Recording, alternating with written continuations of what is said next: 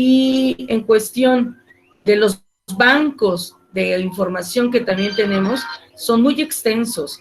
Yo creo que se han percatado y salió una noticia hace como, me parece que como 2 meses, sí, 2 meses más o menos. Ya no puedo ver el chat, no puedo verlos a ustedes tampoco, pero me indican si se ve la presentación. ¿Sí? Ok. Ya se ve, Bueno. doctora. Sí, sí se ve, doctora. Gracias, Juvenal. Gracias. Gracias, muchas gracias. El trabajo hace como, ¿qué será? Yo creo que sí, como 2, 3 meses, y me parece que fue exactamente el año pasado. Se empezaron a movilizar, muchísima gente empezó a subir videos y estaban espantados con todo lo del COVID, porque tomaron videos precisamente del Panteón de la Piedad, en donde había muchísimos cadáveres que tenían apilados de alguna manera y que otros iban siendo bajados de lo que en este caso estaba el como tipo tráiler que transportó esos cadáveres. Entonces la gente medio se hipotizó y obviamente manejó mal la información porque decían que eran muertos de COVID, que el gobierno estaba mintiendo, que había muchísimos muertos, etcétera, etcétera. Sin embargo, no era el caso. Esos cadáveres eran todos en calidad de desconocidos que estaban en el servicio médico forense y que de alguna manera una de las problemas que se había tenido durante años, era que no se podían inhumar estos cadáveres porque no había espacio ya en la fosa común del Panteón Municipal.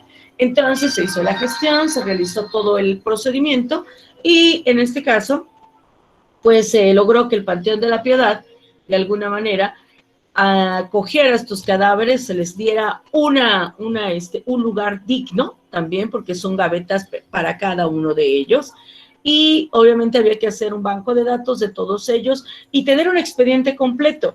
Ese expediente completo implicaba, dependiendo obviamente de las condiciones del cadáver, dependía del médico, tenía que realizar su dictamen de necropsia, realizar la parte odontológica, tenía que uno de los estomatólogos forenses realizar su dictamen y como les decía, dependiendo de la condición, en este caso a veces entraba también la antropóloga forense para hacer su dictamen, definitivamente la ficha dactilar del cadáver, fotografías por parte de los criminalistas que tenían que ser de toda la ropa, cuerpo completo, las condiciones en las cuales ingresaba, cómo fue encontrado, etcétera, y también los perfiles izquierdo, derecho, cara completa, ropas y características.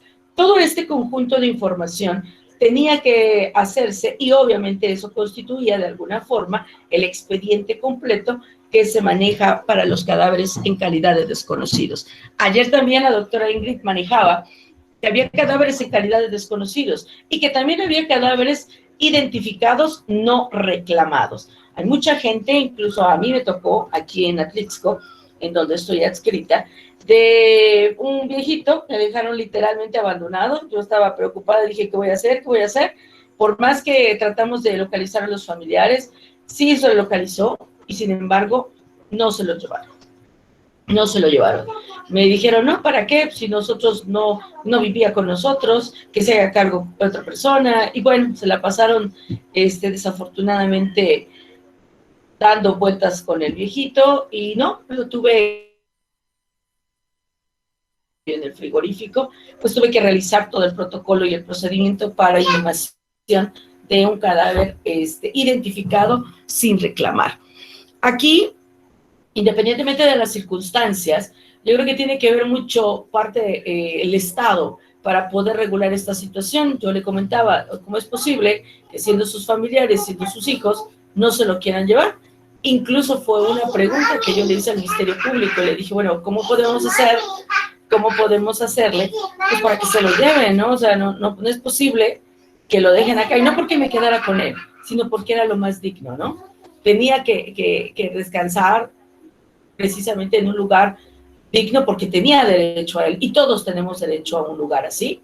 Sin embargo, pues no, me dijo que no los podía obligar, y bueno, al final de cuentas, entró en fosa común. Les comento esto porque la mayoría de los cadáveres están enterrando del 30, tiene aproximadamente, no recuerdo bien, pero hay más de 200 gavetas en el Panteón de la Piedad, aquí en Puebla, para precisamente dar a todos esos cadáveres que están en calidad de desconocidos, un lugar digno, y bueno, tener los expedientes completos precisamente para que en un momento determinado, si las personas llegan a preguntar por alguien que tenga esas características, se pueda hacer de alguna manera la restitución del mismo cuerpo.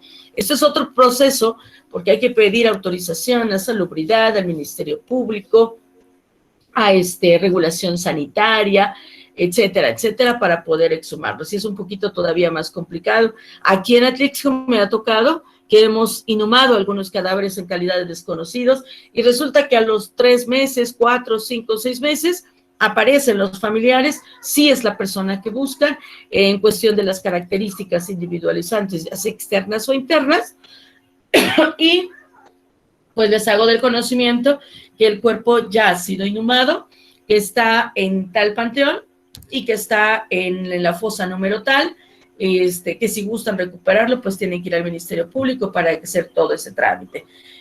Obviamente, mucha gente al ver que es mucho trámite para poder hacer y sacar permisos, decide dejarlos justamente en esas tumbas que tenemos acá, y bueno, ellos ya nada más ponen sus crucecitas, les llevan flores, como si fuera normal. Al final de cuentas, pues están en un sitio, en un panteón, en un lugar como son gavetitas, igual que se manejan en Puebla. Entonces, es importante que nosotros realicemos todo este trabajo en equipo. Eso es algo primordial y esencial, en equipo y obviamente siempre cooperando entre todos nosotros. Esto no resulta si alguien se queda con la información, si no la comparte, o por algunas circunstancias en especial, que a veces por lucha de egos, no participamos de manera correcta para todos. Entonces, es importante que nosotros precisamente trabajemos así. Todo el trabajo que realizan, todo el trabajo que realiza cada uno de los especialistas es importante y es una pieza clave que es lo que hacemos para poder llegar a un buen resultado. Los cadáveres llegan en diferentes condiciones, de la forma que sea. Ahorita el maestro Pablo hablaba precisamente sobre entomología. Vean, este cadáver está lleno de larvas, ¿sí? Pero no tenemos, por ejemplo, la filiación descriptiva. No puedo decir cómo eran sus ojos, su nariz, y eso es algo muy común, ¿no? Porque nosotros esperamos encontrar a nuestros familiares o a las personas que están desaparecidas completos. Sin embargo, no es así. Y una de las características es justamente encontrarlos en estado de putrefacción, avanzada incluso, o a lo mejor es simplemente como restos óseos, algunos incompletos, pero todo eso de alguna manera se puede identificar. Entonces, aquí podemos observar alguna característica como puede ser la ropa, la cual es importante, y esas características también que vamos a ver un poquito más adelante. Entonces, todos, absolutamente todos los cadáveres que tenemos como desconocidos, todos se les hace el protocolo, a todos se les revisa, obviamente dependiendo de las condiciones en las que ingresen, y llenamos nuestro formato. Dentro de lo que corresponde precisamente a la medicina legal, vamos a tener esos famosos tiempos de la necropsia médico-legal. El primer tiempo que de alguna manera vamos a manejar tiene que ver con el levantamiento de cadáver. La mayoría de los ponentes hablaba precisamente de la importancia de ese procesamiento del lugar, de la información que nosotros podemos obtener de ese lugar para que entonces todo eso se conjunte al final en un archivo y en un expediente. Todo ese levantamiento se tiene que entregar a su servidor, en este caso, para saber las condiciones en las cuales se encontraban e indicios, por ejemplo, que pudieran tener. En el segundo tiempo, ya que corresponde directamente a nosotros en las instalaciones del servicio médico forense, bueno, en este caso, el examen externo del cadáver, que obviamente se tiene que realizar de forma metódica, ordenada, minuciosa y pormenorizada. Eso es muy importante. En el tercer tiempo incluye el examen interno del cadáver. Recuerden que dentro de los objetivos que nosotros tenemos de la realización de la necropsia son precisamente determinar la causa de la muerte y determinar el intervalo post-mortem, o mejor conocido como el cronotanato diagnóstico.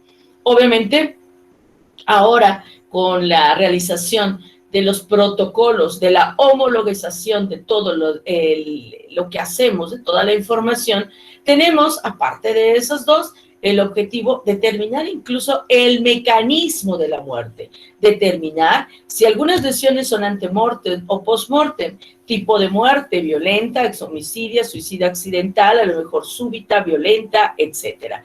Determinar también si el cadáver presentaba signos de tortura o no. Esto viene a colación también por la institución del famoso protocolo de Estambul, que también tenemos que revisar nosotros y realizarlo. Y agréguenle, por ejemplo, algunos otros protocolos, independientemente de todo el protocolo de necropsia, se agregan ciertas particularidades, como puede ser el protocolo de feminicidios, que también se tiene que aplicar y tiene sus particularidades al momento de la realización de la necropsia. El levantamiento de cadáver es un proceso en donde acudimos al lugar de intervención, conocido anteriormente como lugar de los hechos o lugar del hallazgo. Al final de cuentas es lo mismo y es una de las conclusiones que tiene que dar el perito en criminalística. Acude al primer respondiente, la policía investigadora, perito criminalista y en ocasiones acude su servidora, en este caso que sería perito médico forense. El primer respondiente tiene su protocolo también de actuación, la policía investigadora tiene también sus actividades específicas, recabar testigos, entrevistas, verificar cámaras, etcétera, etcétera, que también tiene cierta acción. Creo que el maestro Carlos también les explicaba. El perito criminalista pues tiene la obligación del procesamiento del lugar y recuerden que ese procesamiento del lugar incluye toda la metodología aplicada a la misma, que incluye obviamente la observación, posteriormente de la observación, la descripción, y en la descripción recuerden que entra la escrita, fotográfica, planimétrica, moldeo, video, cinta magnetofónica, etcétera. Una vez que ustedes han fijado, viene la colección o recolección de indicios, en la identificación de la misma, viene lo que sería el levantamiento de los indicios, embalaje de indicios, obviamente el sellado de lo mismo, etiquetado, realizar un inventario y posteriormente la segunda parte de la cadena de custodia, que sería el traslado, ¿no? Entonces, estas características tienen que realizarse. Su servidora empieza a trabajar una vez que hacen el levantamiento de cadáver, inician el registro de cadena de custodia, lo recibe su servidora, hago la trazabilidad y entonces es cuando tengo a cargo de alguna manera este cuerpo, que viene e ingresa en calidad de desconocido. Empezamos con el examen externo del cadáver. En el examen externo del cadáver tiene que haber una exploración física detallada del mismo. Vamos a describir de un inicio las condiciones en cómo ingresa. Esas condiciones en cómo ingresa tienen que ser, obviamente, embalado en un medio idóneo, que en este caso sería una bolsa mortuoria. Tiene que ir con etiqueta esa bolsa para que nosotros podamos garantizar que ese indicio, que es uno de los más importantes, esté tal y como se encontró en el lugar, sin ninguna alteración o contaminación, por ejemplo, ¿no? Entonces, tomamos una fotografía. Recuerden que dentro del protocolo hay que dejar constancia de cada actividad que se realiza, porque de eso los jueces preguntan precisamente y surgen muchísimas dudas. Entonces, aquí prescribo la bolsa mortuoria, la etiqueta y la hora de inicio de mi necropsia. Procedemos a sacar el cadáver de la bolsa mortuoria y empezamos con la descripción de ropas y pertenencias. Posteriormente de la media filiación, que es la filiación descriptiva, los signos tanatológicos que vamos a encontrar, señas particulares, que es una cuestión muy, muy importante, y las lesiones que presente. Obviamente esto para determinar la causa de muerte. Es muy importante que esta descripción sea pormenorizada y muy minuciosa y detallada, porque de esto va a desprender gran parte de la causa de muerte y, por tanto, el mecanismo de producción de cada una de las lesiones. Una vez que revisamos, vamos a empezar con ropas y pertenencias. Primero tenemos que decir qué tipo de ropa es, ¿no? Suéter, pantalón, camisa, chamarra.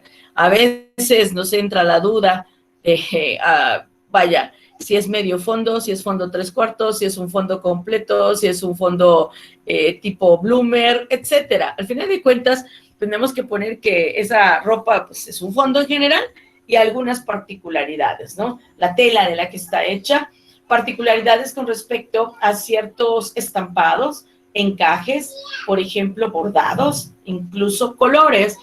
En los colores A veces es un poquito subjetivo porque luego decimos, es de color clásico, mamey. Pregunto, ¿de qué color es el color mamey? Cafecito por fuera, medio rojito por dentro, otro salmoncito. Pues para evitar ese tipo de situaciones y no utilizar a lo mejor esos colores primarios, utilizamos la famosísima escala de Pantone. Ahora ponemos colores por números, sin embargo, todavía no se acostumbren. ¿Alguien conoce la escala de Pantone? ¿La han visto? No. No. Les voy a encargar que cuando vayan a comprar una pintura le pidan al dependiente de Comex o de cualquier otro lugar, oiga, ¿me puede permitir la escala de Pantone? Y se van a ir para atrás. Es una carta, es un blog, digámoslo así, que tiene más de 1000 colores. Entonces, a veces estamos, la camisa tiene el color 550. ¿Por qué? Porque ir haciendo una comparación. Entonces, bueno, es bastante complicado. Y utilizamos un poquito más los colores primarios para realizar un poquito más objetiva esta situación. La marca es importante, la talla también, hay que checarla si existe o no existe. En esto es a lo mejor un poquito subjetivo, porque a lo mejor alguien me decía, es que la ropa es importante, pues sí, pero si tiene desaparecido un mes, créanme que no creo que ande con la ropa que tenía hace un mes. Obviamente esperamos encontrarlo vivo. Si obviamente desafortunadamente falleció, pues definitivamente va a tener esa ropa, ¿no? Entonces es importante tomarlo en cuenta. El estado de uso y conservación. Aquí me tocó algo muy chistoso, un cadáver que teníamos en calidad de desconocido, en donde la fauna hizo de las suyas, en este caso no precisamente las larvas, ni las moscas, sino las ratas, y se comieron todo, excepto los pies. Excepto los pies. ¿Por qué los pies no se lo comieron? Pues porque el varón, que era el que estaba en calidad de desconocido, tenía unas botas, por cierto, como tipo de trabajo, gruesas, grandes, y vamos, no se lo comieron. Entonces, obviamente, realizo mi inspección, no hay manera a lo mejor de lograr una perfecta identificación, entonces revisamos algunas causas que pudieran haber ocasionado la muerte, encontramos un proyectil, por ejemplo, en cráneo, y tenía yo los piecitos intactos, entonces, pues obviamente no le calculé más de 48 horas, más o menos unas 24, 48 horas, de 1 a 2 días, y las botas tenían una característica especial. Las botas estaban forradas por dentro, como de peluchito, y en la base, lo que sería precisamente la planta de esas botitas, tenía también como plantillas, y se me ocurrió levantarlas, y tenían nombre esas plantillas. Entonces dije, pues de aquí vamos a empezar, ¿no? Si alguien pregunta, ¿y qué creen? Así fue. A las 5 o 6 horas vino una señora grande de tercera edad, y vino a preguntar que si habían encontrado un cadáver que su hijo tenía desaparecido un día y medio, que ya iba a ser día y medio, pues con la situación de cómo lo encontramos. Y le dije, a ver, madrecita, explíqueme cómo es su hijo. Empecé a preguntar, nombre, tatuajes, pues obviamente no tenía yo nada de esto, ¿no? Lo que sí tenía eran los órganos dentarios. Y me dijo, lo que les comentaba ayer la estomatóloga, tiene sus dientes chuequitos, los dientes de adelante, estos grandes, incluso me los mostraba. Me decía, estos, doctora, los tiene así chuequitos. Dice, porque siempre se metía las cosas y no entendía, y los tiene chuecos. Pero los tiene chuecos, uno para acá y el otro para allá. Pues obviamente la giroversión, que si se acuerdan de la numeración que dio la doctora, era el número 11 y el 21. Yo dije, ok, ¿tenemos eso? Sí, sí lo tenemos. ¿Qué más, madrecita? Ropa, dígame usted. Jamás decimos nosotros qué es lo que encontramos, porque entonces estamos dirigiendo de forma intencionada la investigación. Acuérdese, mamacita, ropa. Traía un pantalón de mezclilla. Híjole, no lo tengo. Bien. Una camisa de así cortita, de color negro. Traía un cinturón. Traía una chamarrita como tipo sudadera que decía aquí, Los Ángeles. Dice, tenía un gorro. Y digo, los zapatos. Y le digo, ok, ¿qué más, mamacita? Dígame usted, ¿qué más? Ah, dice, traía unas botas. Así como eran las botas, mamita. Las botas eran negras. Sí, ok. ¿Qué más aparte de las botas? ¿Sabe usted la marca y todo? No, doctora, dice, esas botas eran especiales. ¿Por qué son especiales, mamita? Bueno, porque esas botas yo las mandé a forrar. Mi hijo sufría de mucho frío en los pies y entonces le pusimos adentro peluchito. Además, siempre como pesaba chueco, le mandaron a hacer dice, unas como taloneras. Se lo llevé al ortopedista. Ah, ok. ¿Qué más, mamita? Esas taloneras, dice, tienen su nombre, doctora. Qué bueno, pues ahí está, ¿no? Definitivamente estábamos ante las botas que nos estaba refiriendo la señora, y bueno, era más que evidente que era aparentemente lo que buscaba, pero ahí viene la otra. Yo no puedo realizar una identificación positiva con un par de botas, ¿están de acuerdo? Las pudieron haber robado, pensando mal, las pudieron haber quitado, lo que ustedes digan. A lo mejor suena fantasioso y decir, ay, doctora, no manches, si le están diciendo que ya, pues no puedo entregarlos así. Así es que, obviamente, mostré las botas, sí, las reconoció. Lo demás le expliqué a la madre de cómo estaba el cadáver, en qué condiciones, y me pidió verlo. Le dije, no, mamita, usted no puede entrar, necesito que entre alguien más. Dice, no se preocupe, yo aguanto, yo lo veo. Le dije, mamadrecita, es que no están las condiciones que usted lo conoce o lo vio. Yo entro, déjeme entrar, dele paz, así me dijo, dele paz a mi corazón. Y dije, ay, santo Dios. Dije, bueno, ok, vamos para adentro. Tapé todo el cuerpo, solamente dejé la cabecita. Y fíjense la inocencia, porque no puedo decirle de otra forma, la inocencia de la señora cuando vio el cuerpo y dijo, ay, Dios, mi muchacho como que le hace, está flaquito, ¿verdad, doctora? Estaba más gordito, pues obviamente ya no tenía tejido. Y le dijo, sí, mamita. Y me dice, oiga, doctora, ¿y por qué se ve más morenito? Ah, porque no les dije, lo habían quemado también. Está más morenito. Le digo, sí, mamita, un poquito. Dice, qué malos son. Pero estoy segura que sí es mi hijo. Se trae sus botitas. Dije, bueno, y salió de una forma tranquila. Yo casi estoy ahí agarrándola por cualquier cosa. No, fíjense que salió muy tranquila y dijo que, pues, si Dios ya lo había llamado, cual fuera la situación o la forma en que se fue, pues ya. Pues definitivamente tomamos nuestra muestra de genética, mandé a la señora a homicidios para que también se la tomaran y sí, pues obviamente resultó que era 99.9% de probabilidad que ella fuera su mamá y él su hijo. Entonces, hacemos la entrega una vez que tenemos los resultados de genética para, obviamente, restituir en este caso el cadáver. Ya las circunstancias y cómo realiza la inhumación, pues ya depende también de cada una de las personas. Pero hay cuestiones que a lo mejor parecen risorias, tontas, y a lo mejor incluso cuestiones mínimas, pero son muy importantes. Todo esto es importante para localizar a las gentes. La ropa, cómo debemos de tomarla, tomamos toda en general, posteriormente una por una, para que también tomemos las marcas, las tallas, orificios, algunas circunstancias de las cuales nosotros nos podamos guiar para lograr nuestra identificación.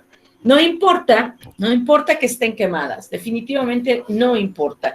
Tenemos que ver fragmentos de ropa y eso es importante para nosotros, porque entonces aquí vemos, ¿y qué le veo? Se ve todo quemado, pero miren, volteamos, movemos y observamos ahí restos precisamente de un pantalón de mezclilla. Se puede ver incluso el cinturón, la marca, una chamarra, de la cual obviamente el cadáver está quemado, pero bueno, quedan indicios todavía, restos de lo que encontramos. El calzado es importante, pueden ser las chanclas de 15, 20 pesos que venden en todos lados, y a lo mejor tiene algunas características en particular o en especial. Entonces hay que tomarlas en cuenta y también hay que describirlas. Marcas y tallas, apuntando también, es importante. Pertenencias, eso es algo muy importante también.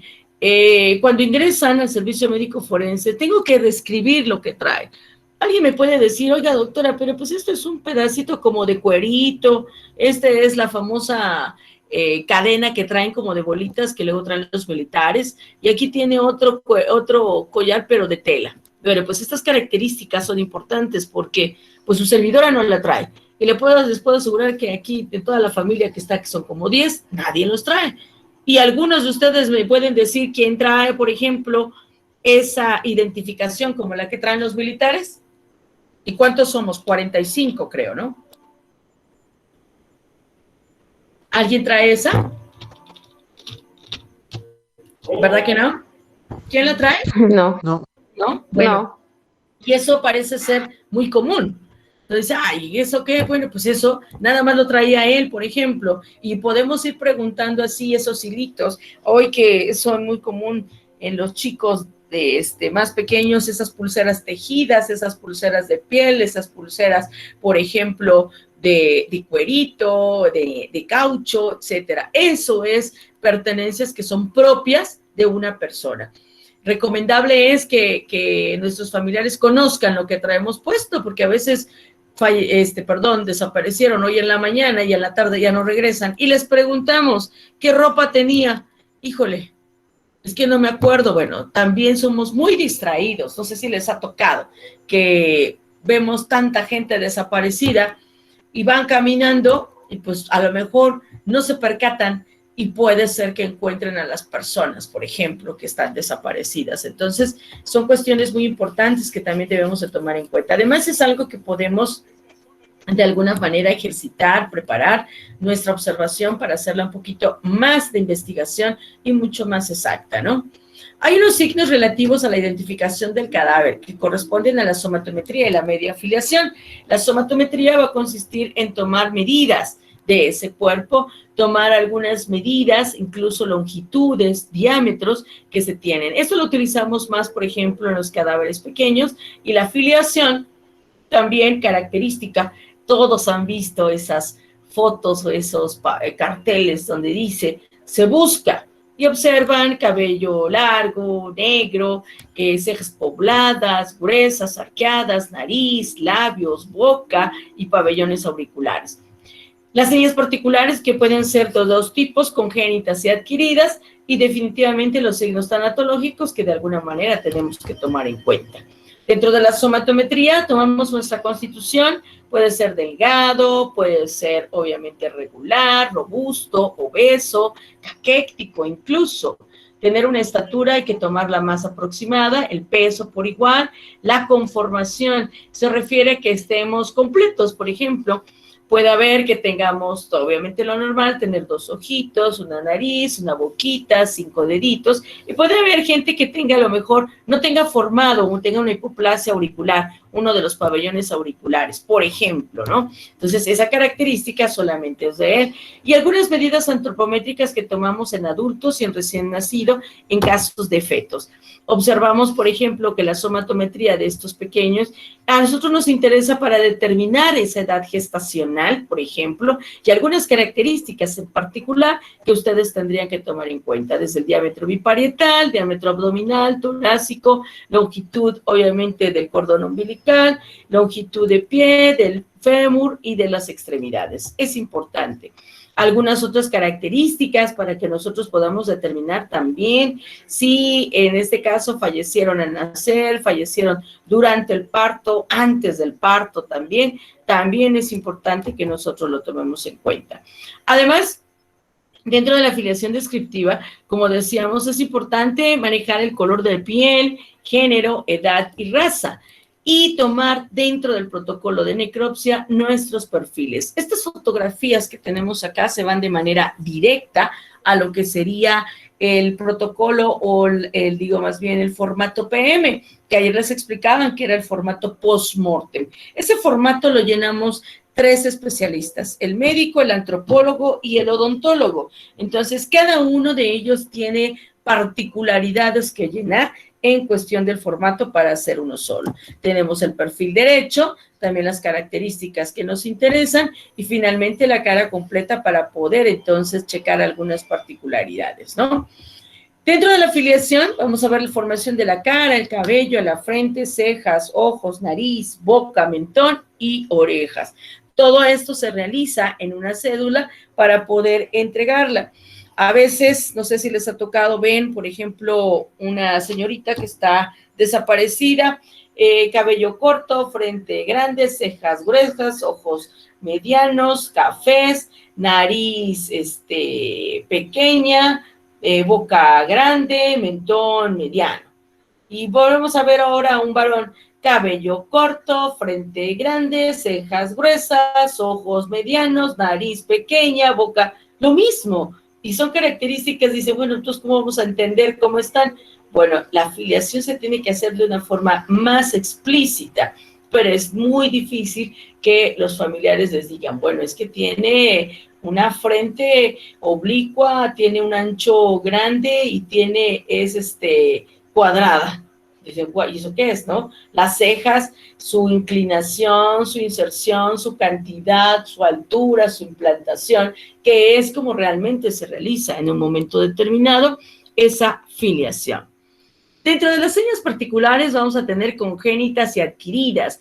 Congénitas son aquellas características morfológicas o funcionales que se van a presentar en este caso por vía germinal, es decir, nacemos con ellas. Y las adquiridas es todo, absolutamente todo lo que ustedes se hagan, obviamente en su cuerpo, causadas por un agente externo, que pueden ser desde deformaciones, modificaciones estéticas, que pueden ser tatuajes, perforaciones, cabello teñido, depilaciones, implantes, tratamientos odontológicos, etcétera, etcétera.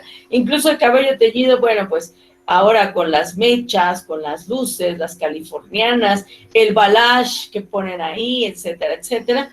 Bueno, pues son características que de alguna manera tenemos que tomar en cuenta, ¿no? Los nevos, si son lunares, manchas, vitiligos, características, hemangiomas, también son importantes, ¿no?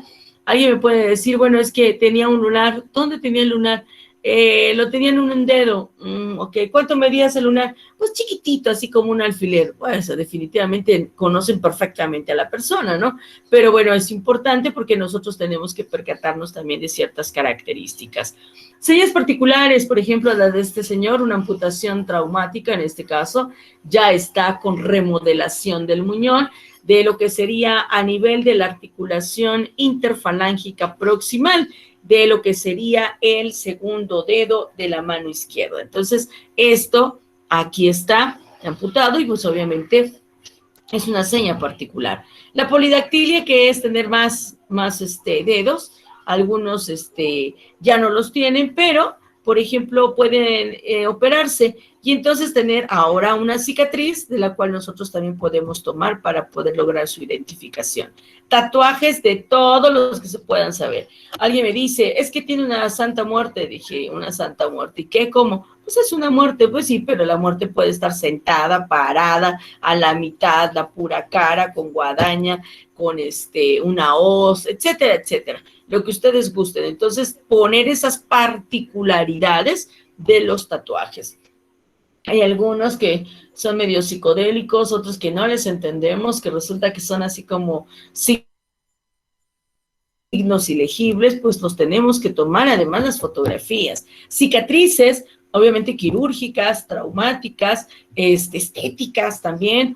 Alguna vez nos tocó una persona que tenía una cicatriz detrás de la oreja, pues una cirugía plástica, ¿no? Entonces hay que buscarle todas estas características. Cicatrices, los que se quitan los tatuajes, quemándolos o según con láser, bueno, también, a pesar de que desaparezca el tatuaje, bueno, en este caso nos quedan las cicatrices.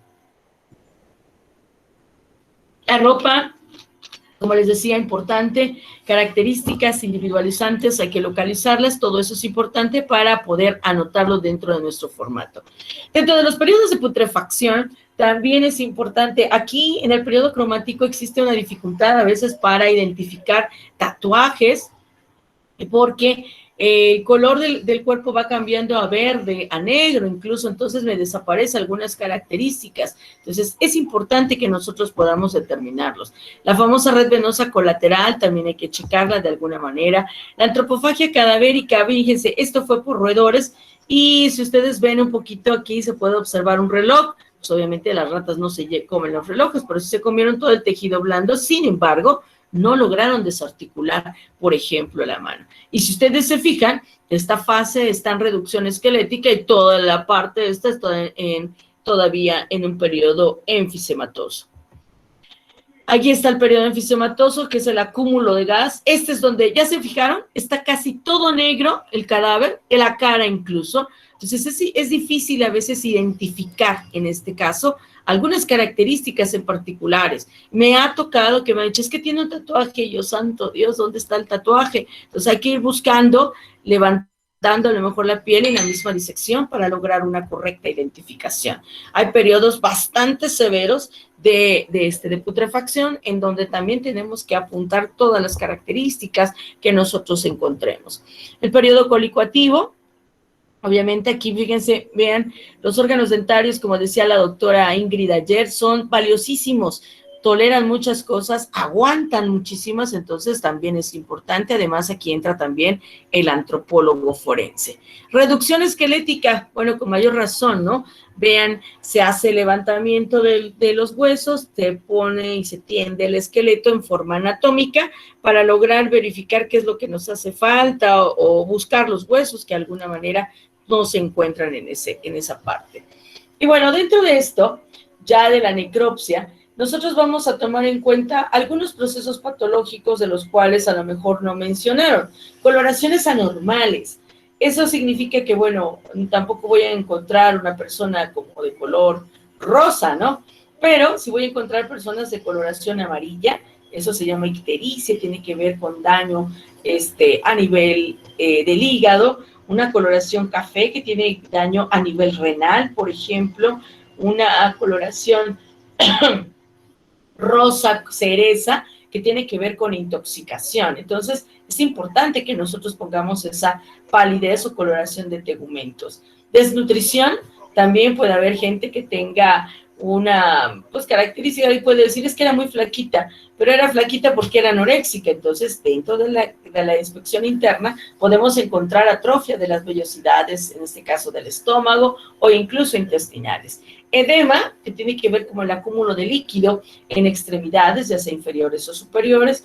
Varices y úlceras varicosas también, eso también puede ser identificativo. Alguien puede decir, doctora, ¿cómo? No, también, por supuesto. Hay personas que tienen unas varices muy grandes en su cuerpo, entonces también hay que anotarlas y de alguna manera tomarlas en cuenta. Úlceras de cúbito, si ya no tienen las úlceras de manera reciente, pues a lo mejor tienen cicatrices, también hay que tomarlas en cuenta, así como procesos infecciosos generalizados y locales. Ayer comentaba la doctora Ingrid también que puede haber infecciones de caries de cada uno de los órganos dentarios, etcétera, etcétera.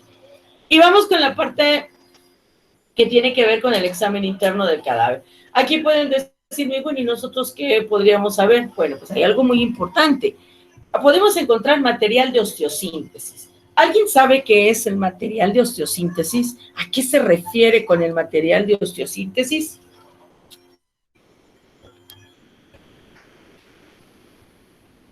¿Nadie? No, doctora. Sería como ¿Ya más se que lo a vieron? niveles de hueso, algún proceso que tiene que ver con hueso. Exacto, ahí va. El material de osteosíntesis son aquellas placas, tornillas, cerclajes que ponen los ortopedistas o traumatólogos cuando hay ciertas lesiones. Su servidora, por ejemplo, tiene una placa de titanio y tengo 8 tornillos en lo que es el peroné del lado derecho. Yo incluso en broma le decía a mi madre, cuando haya una explosión, un terremoto, le digo, tienes cuidado por donde esté, tú no te preocupes, tú agarra mi pie y si encuentras ese pie, ahí está tu hija y te lo llevas. A lo mejor es un poquito burdo y ella se ríe, pero pues obviamente eso es una identificación. Incluso en Estados Unidos, aquí en México es muy raro, pero en Estados Unidos esas placas tienen nombre, tienen número. Entonces, por mayor razón, se pueden hacer. Y obviamente ese pie pues, va a ser el pie de la doctora porque pues tiene la identificación, ¿no? No hay problema de que digan, pues es que es de otro pie. Y aparte de que tengo también, uno de los sortejos más pequeñitos del pie derecho, entonces con mayor razón, ¿no? Ausencia quirúrgica de órganos. Esto también es importante. Dentro de la necropsia, alguien me puede decir, oiga, doctora, es que no tenía nada, tiene una cicatriz. O, por ejemplo, le hicieron laparoscopía y le quitaron el apéndice o la vesícula. Entonces yo voy a revisar en este caso, han visto, bueno, anteriormente las cicatrices de colecistectomía, que es de la extracción de la vesícula, son grandotas, como de 15 centímetros, así un tremendo rajadón en el abdomen, o el apéndice también, que es un poco más pequeña, pero hoy actualmente ya con la tecnología se utiliza la laparoscopía, es decir, solamente se hacen 2 incisiones, una a nivel del ombligo y otra a nivel de la región de la fosa ilíaca derecha o del hipocondrio, de 1 centímetro, en donde se mete un catéter que además introducen ciertos gases para hacer que la cavidad se pueda observar. O sea que cicatrices mínimas. Pero entonces durante el procedimiento de necropsia, yo puedo encontrar que no hay vesícula. Puedo encontrar, por ejemplo, que no hay apéndice. Puedo encontrar incluso que no hay vaso, a lo mejor, o incluso puedo encontrar algunas enteroanastomosis, término terminal, que significa una cirugía a nivel de los intestinos. Entonces, a lo mejor puede encontrar marcapasos en corazón, pudiera encontrar válvulas de Pudens, que son unas válvulas para el cráneo, que están internas, obviamente, y que ustedes no las pueden ver. Podemos también encontrar, a lo mejor, en este caso, algunos implantes. Fíjense, eso me tocó, los implantes. ¿Cuáles implantes? Independientemente de las mamas, implantes, por ejemplo, a nivel maxilar, a nivel malar, implantes, por ejemplo, de los anticonceptivos, también es importante. Me ha tocado, los empiezo a ver, veo un puntito, digo, ay, aquí está el implante. Entonces, esas características son importantes también. Trasplante de órganos. Puede ser que solamente tenga un riñón, solamente haya un riñón, y decir, ¿y dónde está el otro riñón? Alguien en broma decía, pues es que lo donó. Pues sí puede ser, ¿no? De alguna forma. Anomalías congénitas. Aquí en las anomalías congénitas he tenido aquí en Atlixco algunos casos de los riñones en herradura. Los riñones en herradura no se ven, no se saben obviamente, a no ser que tengan un ultrasonido. En algunas ocasiones llegan a tener datos como de daño renal o insuficiencia renal. Toman un ultrasonido y se percatan que tienen esos riñones. No hay cicatrices, no hay nada. Y cuando yo realizo la necropsia, observo esta particularidad anatómica que se pueden presentar. La dextrocardia también es la transposición de órganos. Normalmente estamos acostumbrados, todo el 99.9% de la población mundial, el corazón está a la izquierda. Sin embargo, en estos casos de dextrocardia, el corazón se encuentra a la derecha, ¿no? Entonces, también es importante. Diferentes tipos de implantes, lo que decíamos. Es más, ayer la doctora Ingrid, insisto con ella, manejaba los implantes dentales, ¿no? Esas incrustación que se realiza, que por cierto es muy caro. Cada implante dental que se realizan aproximadamente le sale como 30, 40 mil pesos, ¿no? Algunos prefieren coronas, algunos prefieren extracciones completas, puentes fijos, puentes removibles, etcétera, etcétera. Hay sin fin y variedad de tratamientos dentales que se pueden realizar. Su servidora aún tiene amalgamas en las muelas, en las caras oclusales de las muelas. Yo creo que ustedes ya no conocen las amalgamas. Ahora se utilizan las resinas, de alguna forma, la porcelana, etcétera, para hacerlos más estéticas. Pero bueno, son características que se van presentando, aparte de la ausencia de ciertos órganos dentarios, extracciones quirúrgicas o abulsiones que se puedan dar durante nuestra vida. Y las cirugías estéticas, de las cuales a lo mejor ustedes no observan, pero, por ejemplo, en la cara es común a veces encontrar hilos de sutura por dentro de la piel y literal, o sea, los jalan atrás de las orejas para que se estire su pielecita y no tengan tantas arrugas, ¿no? Entonces, es importante que de alguna forma revisemos todo.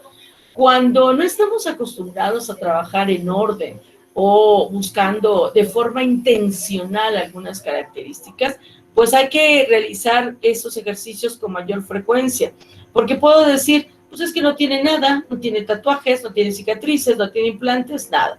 Por ejemplo, el hábito de la onicofagia, la gente que se come las uñas, también puede ser característico. algún tipo de pecas, por ejemplo, alguna característica en los dientes. La gente que come mucha carne tiende a tener desgaste de lo que son las caras de los dientes. Algunos que comen más verdura, pues es menos también. Entonces, eso es importante que se vaya realizando en orden conforme nosotros vayamos encontrándose. Hay muchas características que debemos de tomar en cuenta y lograr entonces tener nuestro dictamen y nuestra información. Ayer también manejaban las dos doctoras el protocolo para el tratamiento de identificación forense. Ese protocolo es a nivel nacional. Ustedes, así tal y como aparece el nombre, lo pueden bajar de internet y van a conocer todas las directrices que se tienen precisamente dentro de la actuación de cada uno de nosotros. En este caso, el trabajo se realiza de alguna manera en conjunto, multidisciplinado, es cierto, pero también interdisciplinario. Anteriormente, como decía la doctora en CEMEFO, nosotros terminábamos de trabajar y bueno, ellos entraban hasta el final a hacer su trabajo, pero ahora, en este caso, ya no es así. Ellos entran, incluso nosotros realizamos la incisión, que comentaba igual ayer, que es la incisión en Y, porque tienen mayor facilidad para poder abordar de alguna manera los órganos dentarios y no lastimar tanto, en este caso, al cadáver, ¿no? Recuerden que este protocolo es precisamente con el objetivo de homologar la actuación pericial en el procedimiento del análisis, tanto del lugar de intervención, mediante todas las técnicas de investigación que ustedes ya conocen en cuestión de criminalística de campo.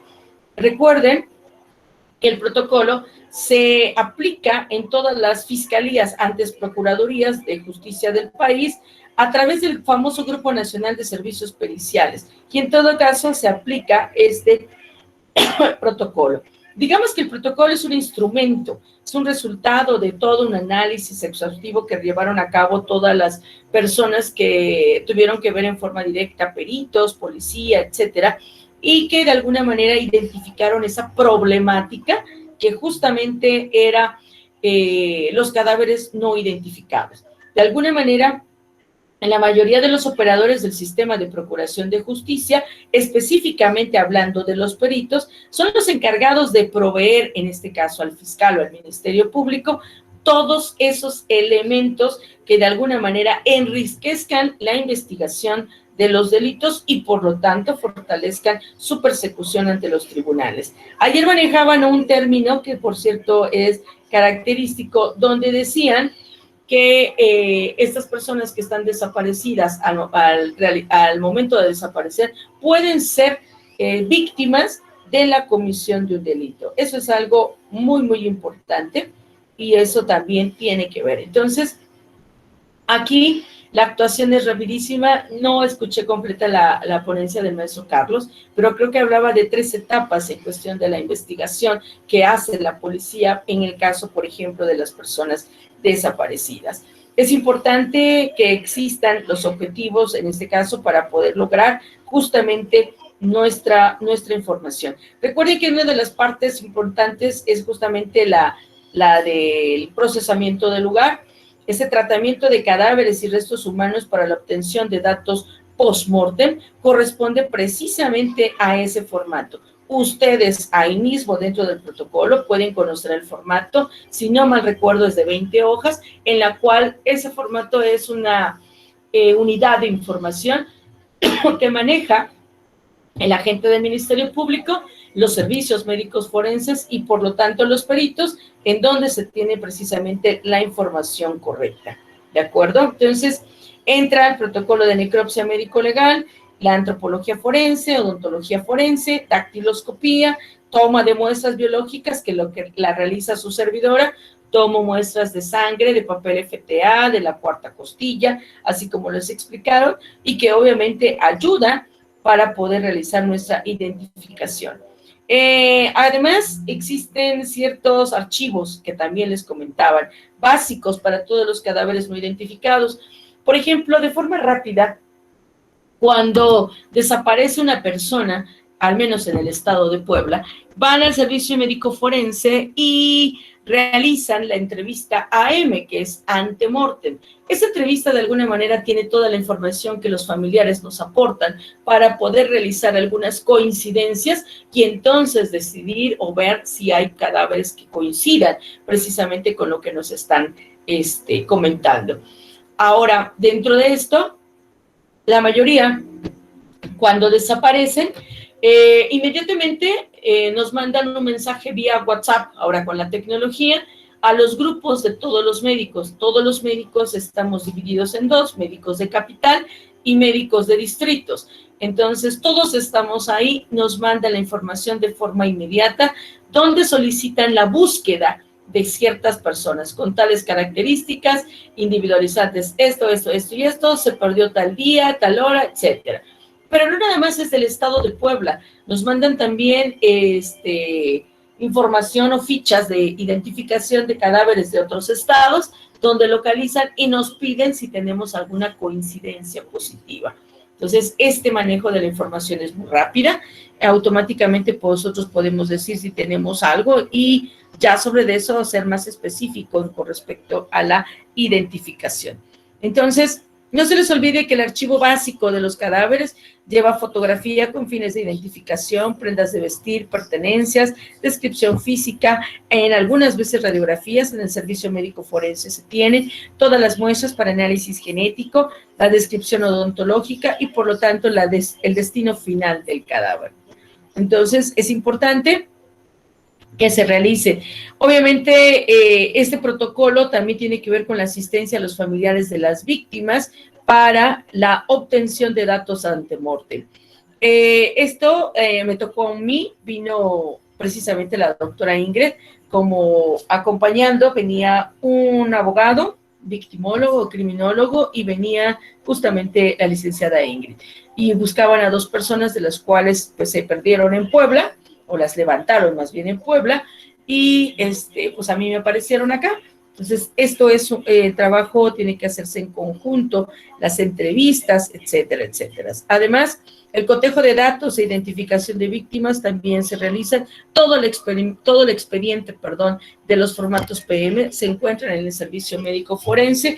Hay una colaboración por parte ya de las fiscalías y también está la colaboración y la participación directa y muy importante de la Cruz Roja Internacional, que realiza precisamente muchísimas de las cuestiones de identificación.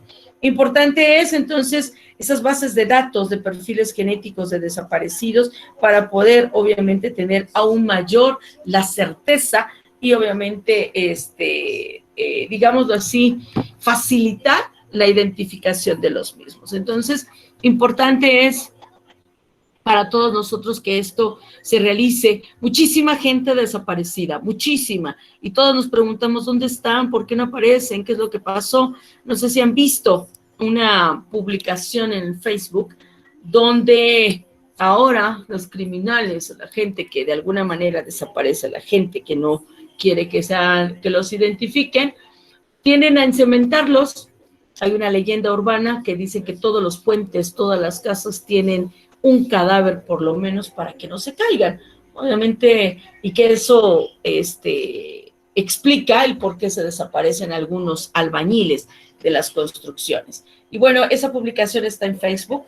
Es un cadáver que se ve que en estado ya de putrefacción, se ve porque está en enfisematoso, está a tensión, pero está enrejado como si fuera un castillo y a punto de echarle mezcla, ¿no? Entonces, como que es demasiado cruel. Y alguien me decía, es que las fosas ya pasaron de moda, ahora es la nueva forma de, pues, desaparecer a las gentes, ¿no? Cuántas construcciones, cuánto esto, cuánto el otro podemos encontrar, y bueno, de alguna manera, ¿cuándo los podremos localizar? Sin embargo, hay que ganarle a la gente que solamente hace el mal y hacer bien nuestro trabajo. Cada uno de nosotros tenemos una participación especial y particular, de la cual nos va a permitir a nosotros, pues, tener un buen resultado. Esto es difícil, obviamente es un tema complejo, doloroso para mucha gente, doloroso para mucha gente y todos pensamos y decimos que primero Dios no nos toque a nosotros, porque obviamente es un peregrinar entre semefos, entre gente y no encontrarán consuelo en algunas circunstancias por todo lo que están pasando. Bien, pues yo creo que ahí la dejamos porque ya tienen sueño, ya son casi las 10. Quito la presentación y me dicen, por favor, si tienen alguna duda, alguna pregunta con respecto a la parte que realiza precisamente los médicos. Obviamente, insisto, trabajamos en equipo, trabajamos de forma interdisciplinaria, de forma multidisciplinaria, porque participamos muchísimos de nosotros, ¿no? A ver, voy a leer. Sí, Francisco.